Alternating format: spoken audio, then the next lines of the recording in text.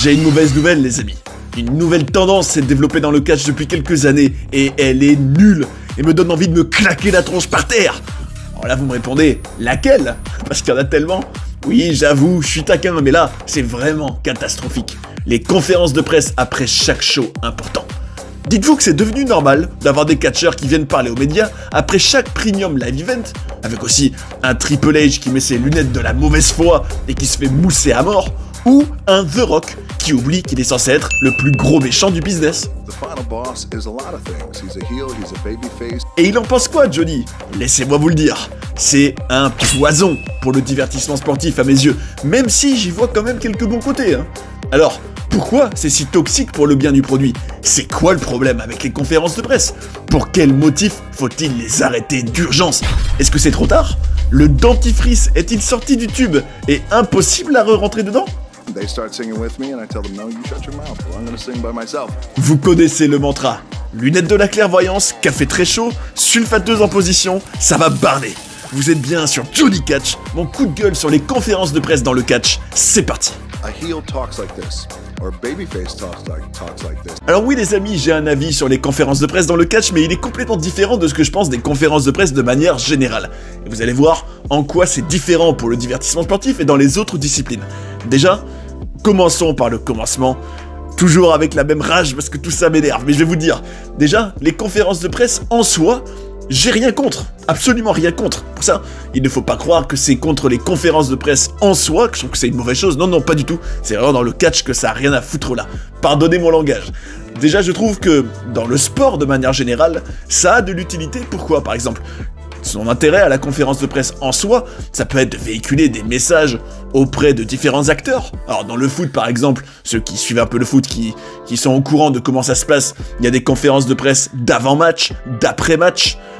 En général, elles peuvent être différentes en fonction de ce qui s'est passé dans le match.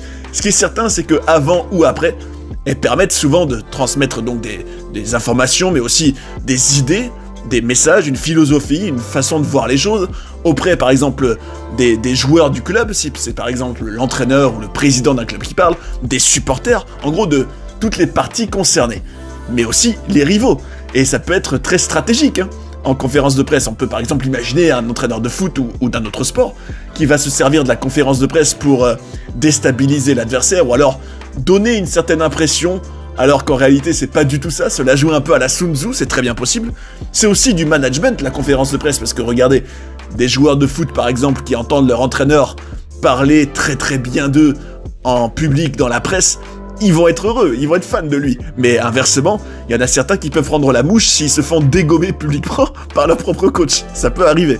En tout cas, ce qui est certain, c'est que on peut s'en servir pour renvoyer une certaine image auprès de qui on veut, et par exemple l'UFC, je trouve que c'est encore particulier, ça a ces petites subtilités. L'UFC, vous savez, première organisation au monde de MMA, où il y a des conférences de presse aussi, surtout après le show, après les shows importants, il y en a régulièrement, avec notamment Dana White, le président, un peu le Vince McMahon de l'UFC, qui vient en général pour donner toutes les informations au sujet de l'événement qui vient de se passer, que ce soit toutes les données, les chiffres, sur, par exemple, les chiffres au niveau de l'audience télévisée, du moins les achats de pay-per-view, etc. Vous savez, toutes ces données-là. Aussi, quels combattants ont mérité une bourse ou une prime, enfin voilà, tout ce système-là. Et il vient en gros annoncer tout ça, puis il répond aux questions.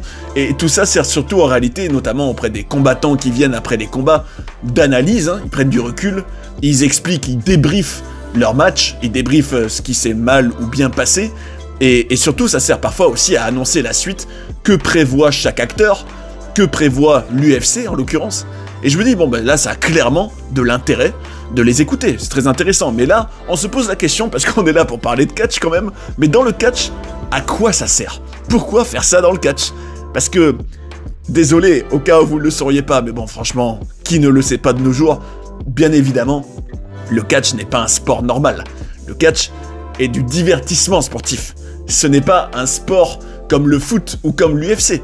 Il y a tout un aspect scénarisé et de spectacle, et faire une conférence de presse après un événement scénarisé, c'est un concept complètement absurde.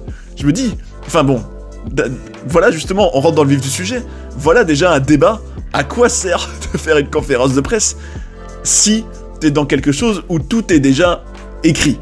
Alors là, on pourrait s'imaginer, si on est logique et qu'on se dit, le but dans le catch est de préserver l'illusion.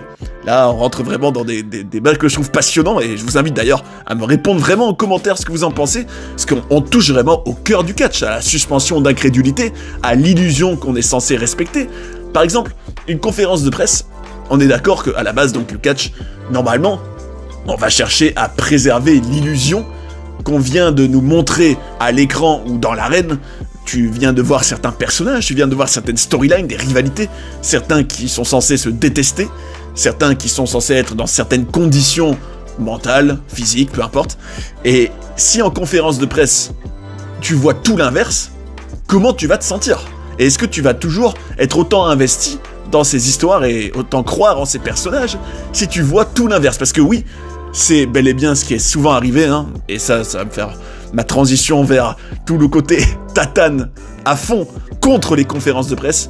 Bah déjà, en soi, on pourrait se dire, la conférence de presse, déjà, quel intérêt, pourquoi ça a été mis en place dans le catch? Déjà, on a l'impression que c'est vraiment sous l'influence d'All Elite Wrestling qui s'est mis à faire ça après les événements.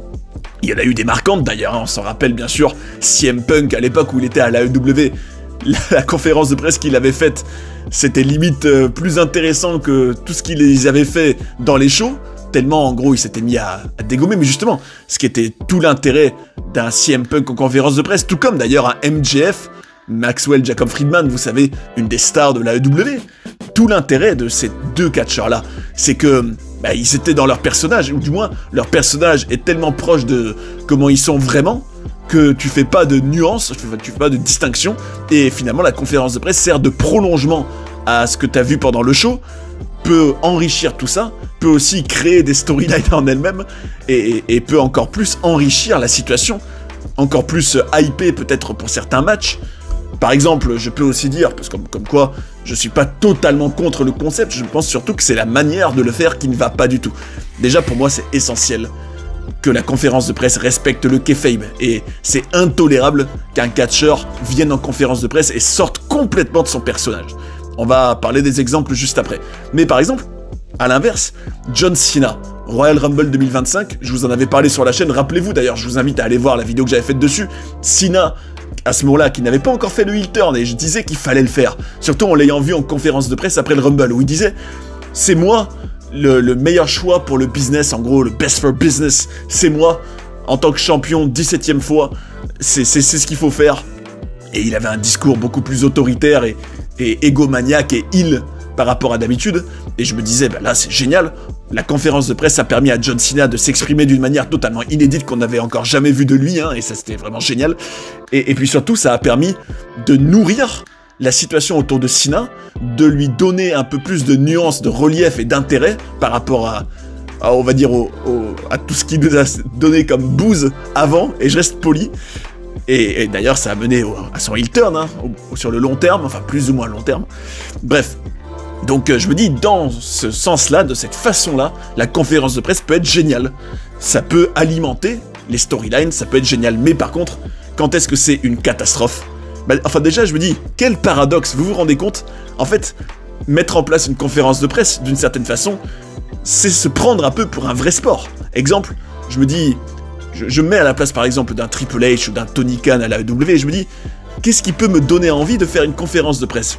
Alors là, je verrai deux raisons principales.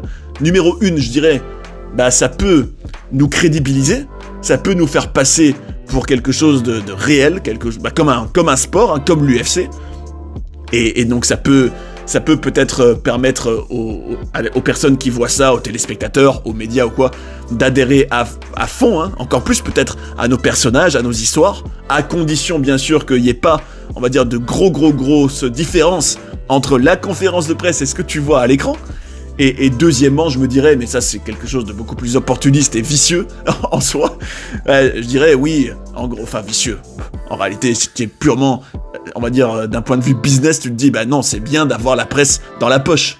Pour la WWE, tout comme la WWE, hein, en gros, que les médias, les influenceurs dans le domaine du catch soient fans de toi et parlent bien de toi. Mais c'est ça aussi, voilà un autre problème des conférences de presse, c'est que c'est plus devenu, au contraire, peut-être d'autres domaines où t'as l'impression que des critiques sont possibles, où des clashs sont possibles entre des journalistes et les personnes qui parlent dans la conférence de presse, on a l'impression que dans le catch, par contre, ça doit être le monde des bisounours, et qu'il n'y a que les personnes qui ne critiquent pas et qui sont fans des shows qui ont le droit de parler, ou alors qu'ils ont le droit d'être là. Et ça, je trouve ça vraiment, mais nul, ça m'énerve, enfin bref. En tout cas, déjà, donc voilà les deux raisons que je verrais si j'étais à la tête d'une compagnie de catch, et que je me dirais que pourquoi je pourrais faire ça. Bon, mais bon, le problème, et là on rentre dans tout ce qui ne va pas, c'est que, bah, malheureusement, allez, 90% du temps, les catcheurs, alors, c'est sûr que ils gardent parfois quand même des éléments de leur personnage, mais ils parlent quand même de leur match, ils parlent de leur performance, ils parlent de leur rivalité, comme si ils prenaient de la distance de ça, et comme si t'avais affaire à un acteur dans un film qui dit « Alors oui, alors je pense que le film dans lequel j'ai joué, là, tout à l'heure, c'est un bon film, on a pu raconter une histoire intéressante, mon collègue a très bien joué aussi, et là ça le fait pas. Bon, je trouve que c'est ridicule. Et bon, plus bel exemple, malheureusement, c'est ce qu'on a vu avec The Rock, et pourtant, vous savez les fidèles de la chaîne à quel point j'adore The Rock et j'adore le Final Boss, hein. Mais je pense que c'est une erreur colossale qu'il a faite, comme quoi, contrairement à ces journalistes lécheurs de bottes qui ne font que faire mousser la WWE et qui ne voient aucune critique, et tout comme ces fans obsédés qui sont aveuglés et qui malgré le fait qu'il y a des choses qui sont évidentes, ne veulent pas dire du mal, mais justement, quand on aime, on critique, on dit la vérité. On n'est pas aveuglé, non. Quand on est vraiment passionné, on doit justement dire ce qui ne va pas et être honnête par amour justement du produit et de la discipline et du catch. Et justement, exemple avec The Rock, j'adore The Rock, mais sur ça, il a fait n'importe quoi. Bah tout simplement, après Elimination Chamber, tu viens d'avoir le heel turn de John Cena, qui est l'événement le plus choquant dans le catch depuis des années. C'est vrai, hein, c'est la chose que les fans attendaient depuis longtemps, qu'on n'aurait jamais cru arriver, bon. Certains oui, hein, bien sûr, mais en tout cas, quoi qu'il arrive, c'était un événement immense. Et là, on imagine... Alors imaginez, hein, meilleur exemple possible pour comprendre en quoi ça pose problème. Imaginez, vous êtes quelqu'un qui regarde pas trop le catch, qui, comme beaucoup, ont décroché parce que soit parce qu'ils ont compris que tout était scripté et ça les intéresse moins, ou alors tout simplement, ça leur parle plus, hein, chacun ses goûts. Bref. Et là, vous entendez dire... Ah, John Cena, ah ouais, il a fait le heel turn. Attends, je vais voir ça. Et là, par exemple, vous venez de voir ça sur les réseaux sociaux et vous arrivez sur la conférence de presse d'après-show Elimination Chamber où il y a John Cena. Bon, lui, par contre, dans cette conférence de presse, il était venu, mais il avait pas parlé. Il avait juste fait tomber le micro, ce qui allait avec ce qu'on avait vu à l'écran, c'est sûr. Mais t'as The Rock, parce que à ce moment-là, imaginez, vous avez quand même entendu dire que The Rock était lié à ce heel turn. Et là, qu'est-ce qu'il vous dit? En fait, il sort complètement de son personnage et il dit qu'en gros, oui, jouer le Final Boss, c'est toujours intéressant. En fait, ne vous inquiétez pas, les amis, hein, là, je viens de jouer un personnage à fond hein, depuis quelques heures, mais c'est pas du tout la vérité. Moi, vous savez, je suis pas du tout quelqu'un de méchant. Enfin bon, j'ai joué un personnage, hein, soyez rassurés. Surtout, ne croyez pas en mon personnage. Et surtout, ne soyez pas complètement troublés et embarqués à fond dans cette situation que vous venez de voir, parce que tout ça... Évidemment, on a joué des personnages, bien sûr. Mais vous vous rendez compte comme c'est mauvais, déjà pour quelqu'un qui... Imaginez, il a entendu parler du heel turn de Cena, il va voir ça, et il tombe sur The Rock qui te dit ça. Ah bah là, je me dis, mais qu'est-ce que c'est ça? Enfin là, à la limite, c'est sûr que la personne pourrait déjà savoir que le catch est scripté, mais tout le but, et ça, on touche vraiment, je trouve, un des problèmes majeurs autour du catch de nos jours, c'est que quand bien même tout le monde sait que c'est scénarisé, quand bien même tout le monde sait que c'est un spectacle. Mais le but, tout comme quand tu regardes une série, c'est d'être embarqué dans une histoire dans laquelle tu crois, qui, on va dire, te touche émotionnellement parce que des personnages, tu crois en eux, quand bien même tu sais que c'est des personnages, tu crois en eux, et du coup, tu suis leur quête, tu suis leur situation, leur actualité, peu importe ce qu'ils font. Et si, à ce moment-là, t'as quelque chose qui brise complètement ce lien que t'essayes de créer avec ces personnages, qui t'embarquent dans leur histoire, bah pourquoi tu regarderais? Enfin, si tout est brisé. Mais bon, enfin bref, vous allez voir, il y a des nuances à tout ça, bien sûr, mais le fait est que sur cet aspect-là, The Rock, je trouve que c'était une erreur de fou, et surtout, autre point qui ne va pas du tout avec les conférences de presse, comme on l'a dit, c'est n'importe quoi que dans l'assemblée de journalistes qui interrogent les catcheurs et aussi Triple H après les shows, et je peux dire pareil pour la EW, hein, c'est que c'est une assemblée de béni oui-oui, de bisounours, qui vont tous dire « Ah, ça, qu'est-ce que c'était super, ah, comment t'as fait ça, et tu peux me parler de ça, votre match, c'était vraiment incroyable, blablabla. » Et le show, ah, vous êtes vraiment en feu en ce moment, la WWE meilleure que jamais, parlez-nous de ça, s'il vous plaît. Je me dis, mais oh, c'est quoi ça, c'est n'importe quoi, c'est ridicule, c'est complètement ridicule. Aucun, enfin, alors là, mais ça changerait tout, déjà, ce serait bien plus intéressant en plus, si, dans ces conférences de presse, t'avais des troubles faits. Si t'avais des personnes qui sont très critiques sur la WWE par exemple, et qui mettaient les acteurs concernés face à des choses qu'ils n'ont pas aimées, ou des choses qu'ils trouvent pas bonnes. Il n'y a aucune critique, aucune remise en question. Et là, encore une fois, c'est là que tu te dis que le catch fait n'importe quoi, parce que, alors même si je pourrais aussi dire, c'est vrai que cette tendance, on la voit aussi ailleurs, hein. Malheureusement, ça c'est encore un autre problème plus global, même l'UFC fait ça d'ailleurs. Les journalistes qui, par exemple, ont déjà été très critiques sur certaines choses liées à l'UFC sont bannis des conférences de presse, où certains se font bannir, n'ont plus le droit d'être là. Donc on voit par exemple que les corporations, ou du moins même, c'est vrai que tu te mets à la place de ceux qui font les conférences de presse, c'est sûr que t'as pas envie de prendre le risque de paraître mauvais, de paraître faible, de renvoyer une mauvaise image. Donc au final tu te dis, on est dans un contrôle total de l'image. Et finalement, quel intérêt ça a? C'est qu'une grande mise en scène. Si on fait pas venir des personnes qui peuvent critiquer et remettre en question, c'est en gros des yes men. Et ça, les fans de CM Punk, là, vous êtes heureux, je pense, parce que c'est exactement ce que CM Punk a reproché à la WWE pendant le Summer of Punk à l'époque. Pas sûr qu'il ose le faire aujourd'hui, hein. Et pourtant, pour moi, ça a pas changé, hein. C'est une compagnie qui veut que des yes men autour, en tout cas au niveau de la presse, et qui, n'affronte aucune critique, n'affronte aucune remise en question, du moins en public. Et finalement, ça donne une impression, on a l'impression d'être dans une sorte de dictature où tout est 100% contrôlé. Et ça, je trouve que c'est nul. Je me dis, c'est quoi l'intérêt d'une conférence de presse si tu contrôles tout le discours et que tu laisses pas parler toutes les voix possibles? Il n'y a pas de liberté, c'est nul. Bref. En tout cas, voilà un autre point qui ne va pas du tout avec les conférences de presse, selon moi, mes amis. On bannit les troubles faits. Et on se fait mousser tout le long. En fait, j'ai l'impression que le cycle dans les conférences de presse à la WWE, tout comme à la EW, hein, c'est... On fait un événement. On va en conférence de presse, on dit « Ah, que c'est génial, qu'est-ce que c'était bien, qu'est-ce qu'on se fait mousser, oh là là là là, quel super show, qu'est-ce qu'on a été bon !» Et comme ça, les journalistes sont heureux, les fans croient que c'est génial, et... naïfs comme certains peuvent l'être, j'imagine, ils vont se dire « Ah ben, si tout le monde dit que c'est bien, alors c'est bien, alors y a rien à critiquer. » Bon, après, j'ai quand même espoir que dans toute cette communauté, il y a quand même toute une partie, j'espère grande, qui se fait son propre avis et qui se fait pas berner par ce qui est finalement de la pure communication, hein. C'est pas de l'information, c'est de la communication. Et bref, on en vient finalement à un autre débat. Et là, je vous invite à me répondre en commentaire parce que c'est un vrai débat où je pense que chacun a un avis différent.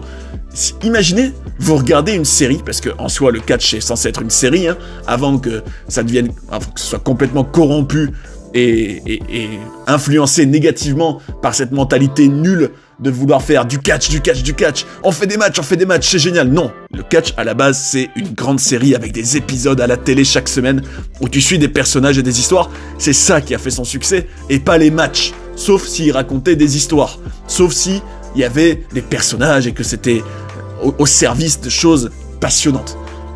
Je pense que il y a tellement d'exemples dans l'Attitude Era et Ruthless Aggression Era que ça c'est indéniable. Bref, en tout cas, le fait est que, donc imaginez, vous regardez une série, tout comme le catch en est une aussi, et juste après avoir vu votre épisode de votre série, ou alors le lendemain, ou justement encore pire si c'est vraiment dans l'heure suivante, tout comme une conférence de presse d'après-show, vous voyez un des acteurs de votre série dans un jeu d'acteur, enfin dans une personnalité qui a rien à voir, qui est sa vraie personnalité.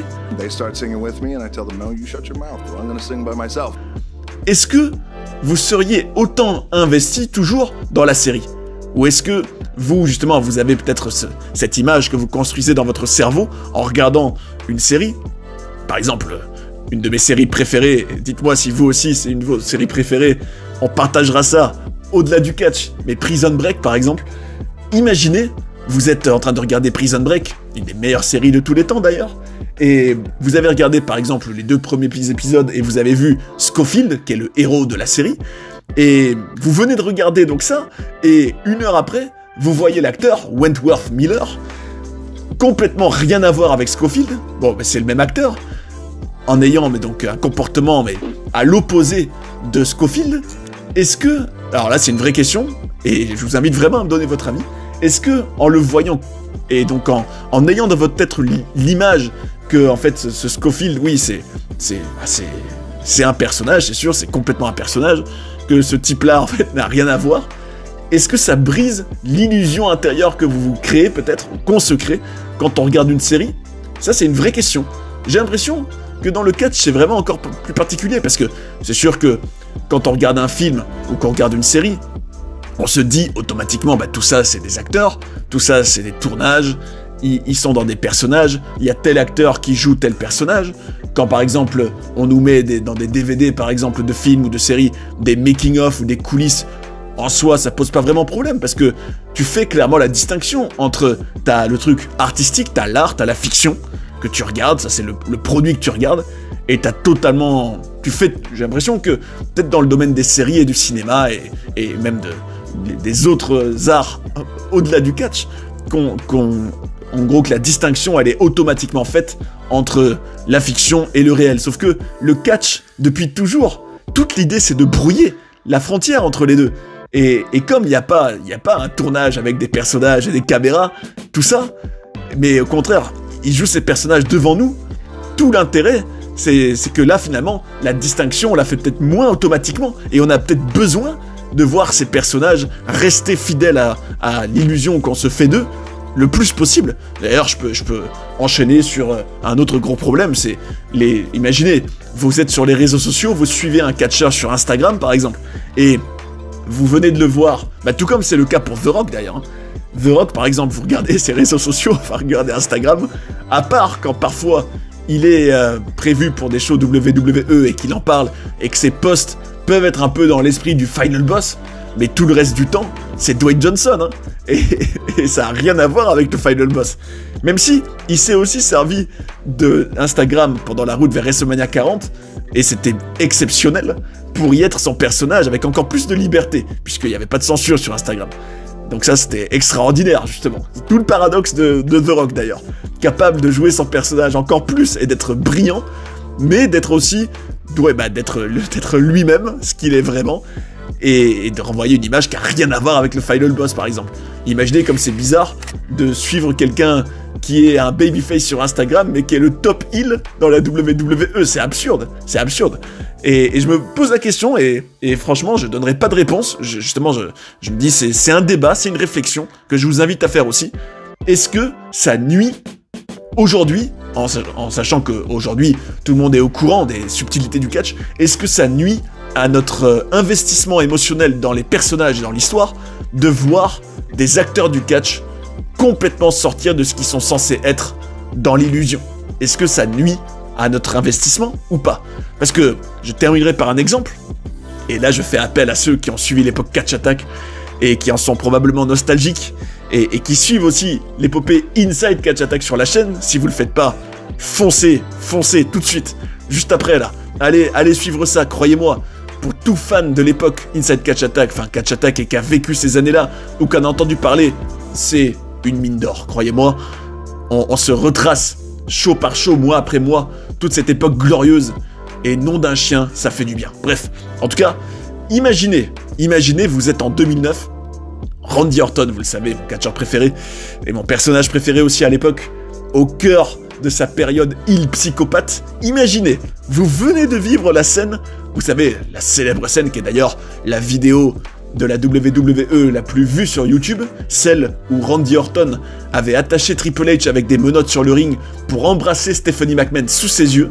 Vous savez, cette scène qui était incroyable en termes de jeu d'acteur et d'immersion, et pourtant il n'y avait quasiment pas de parole du tout, hein. C'était juste des regards, de l'acting, et Orton en psychopathe complet, exceptionnel, extraordinaire. imaginez comment vous vous seriez senti, encore plus à l'époque, hein. Imaginez, vous êtes un ado, et vous voyez Orton être un psychopathe complet, donc pendant une scène qui vous prend vraiment aux tripes, et imaginez si 1 heure plus tard, vous avez Randy Orton qui arrive en conférence de presse et qui dit « Oh franchement vous savez, qu'est-ce que c'est génial de jouer la Vipère, oh là là la Vipère, quel personnage, qu'est-ce que c'est incroyable !» Alors là franchement, je trouve là qu'avec avec Paul Lévesque là, c'est le vrai nom de Triple H, je pense qu'on a vraiment joué une bonne scène là, c'était bien. Ah franchement, c'est la WWE, ah franchement on est en feu là c'est génial, et pourtant... Dieu sait qu'à l'époque, ils étaient vraiment en feu, en tout cas en termes d'histoire et ne serait-ce que cet exemple-là, ça aurait été justifié de le dire, mais le dire après des shows, surtout encore plus quand c'est vraiment un show banal au possible, enfin bon, chacun se faisera son propre avis dessus, bref. Alors, imaginez si vous voyez Orton faire ça, après la scène la plus folle, en termes de personnage, en termes d'immersion, comment vous vous seriez senti? C'est sur cette question ouverte, avec, je l'espère, des réponses qui peuvent faire réfléchir chacun et, j'espère idéalement, faire remettre en question à chacun d'entre nous le concept même d'une conférence de presse dans le catch. C'est sur cette question ouverte en tout cas que je vous laisse, en espérant lire plein de vos retours, qui seront sûrement très intéressants je pense, sur tout ce débat en commentaire. En tout cas, lâchez-vous, hein, et puis même, surtout, et d'ailleurs, voilà ce qui distingue Johnny Catch de la WWE. Moi, je ne censure pas la critique, ni la remise en question. Au contraire, vive le dialogue, vive la liberté. Donc, allez-y. Si vous trouvez que j'ai dit n'importe quoi sur les conférences de presse et que je suis complètement à côté de la plaque, mais je vous en prie, dites-le. Dites-le. On n'est pas dans la censure ici. On n'est pas dans le contrôle de la communication totale. Pas du tout. Je vous invite au contraire à vous exprimer, quel que soit votre avis, et on partagera ça. Tant que c'est dans le respect et la bienveillance, évidemment. En tout cas, j'en profite pour vous remercier pour votre contribution, d'ailleurs, à la chaîne, vos commentaires, vos likes, tout ce que vous permettez à Johnny Catch. Votre contribution est très précieuse et je vous en remercie du fond du cœur.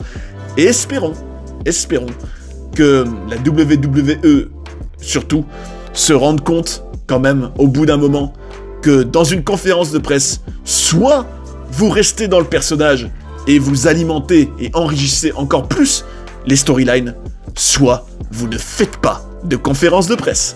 D'ailleurs, si vous avez envie de découvrir des documentaires sur des personnages incroyables ou d'apprendre plein de coulisses et de controverses de la WWE, j'ai tout ce qu'il vous faut ici. J'espère que vous avez passé un bon moment devant cette vidéo et je vous invite à rester sur Johnny Catch pour en voir d'autres. A tout de suite. And that's the bottom line, 'cause Stone Cold said so.